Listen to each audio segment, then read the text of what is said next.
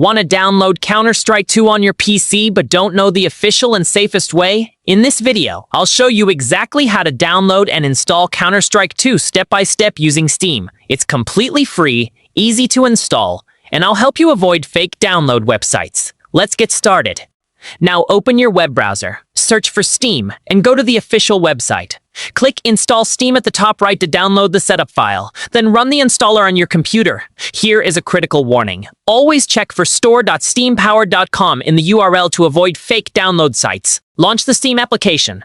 If you don't already have a Steam account, follow the on-screen prompts to register a free account. Here is a pro tip. Use a strong password and enable Steam Guard for extra security.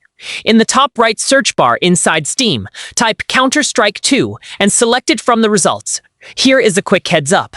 Counter-Strike 2 is free to play, so you won't be charged anything. Scroll down on the CS2 store page and click Add to Library.